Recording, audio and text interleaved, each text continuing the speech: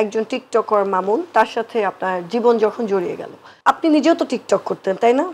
না, আমি আসলে টিকটক করতাম না। করতেন না? তাহলে মামুনের সাথে তো দেখা হলো কিভাবে? ওইটা এই যে বললাম না যে ভাগ্যে লেখা ছিল, ঠাস করে হয়ে গেছে। দেখা হয়নি, যোগাযোগ মাধ্যমে কমিউনিকেশন হয়েছে ফার্স্ট, তারপরে অনেক দিন পরে দেখা হয়েছে। He was your partner, he right? Was my partner. But he was not your husband. না, তো এটা আপনি সোশ্যালি কিভাবে ফেস করলেন? সোশ্যালি ফেস করলাম, নর্মালি নিয়েছি। খুব ডিফিকাল্টিস ছিল, লাইফটা খুব ডিফিকাল্টিস ছিল, অনেক রকম বাধা বিপত্তি ছিল, অনেক কিছুই ছিল, বাট আই অ্যাকসেপ্টেড ইট। আপনি এখানে আসার আগে আমি আপনার বেশ কিছু ভিডিও দেখছিলাম, তো সেখানে একটা ভিডিওতে দেখলাম আপনি আপনার বাসা ট্যুর করাচ্ছেন। সেখানে আপনার বাবা মার একটা রুম ছিল, তো সেখানে আপনি ঢুকছেন না, কারণ ওনারা আসলে একদমই লাইমলাইটে আসতে চান না এবং তারা আড়ালে থাকতে চান।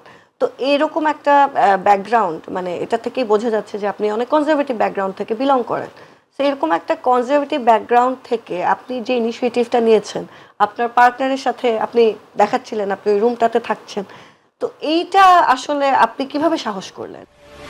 যেটা হয়েছে যে লাইফে অনেক রকম ফেজ আমি পার করে আসছি, এবং এক একটা ফেজ আমি এক্সপ্লোর করার চেষ্টা করেছি। যে এটা এমন না যে আমার লাইফে এটাই একমাত্র হার্ডেল ছিল, যে আমার যিনি লাইফ পার্টনার তার সাথে আমি থাকছি বা একসাথে থাকছি, বা এই যে জিনিসটা, এটা ছাড়াও আরও ডিফারেন্ট স্টেজে ডিফারেন্ট হার্ডেল ছিল, অ্যান্ড ওগুলো আমি ফেস করেছি, এনজয় করেছি।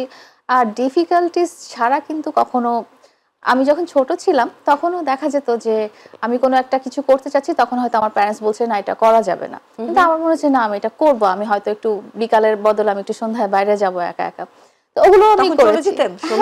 মানে ইউ ওয়্যার অলওয়েজ রেবল। তারপরে যখন একসাথে থাকা শুরু করলেন, তারপর নানান তখন থেকেই বেসিক্যালি আমরা আপনাকে বেশ চেনা শুরু করেছি।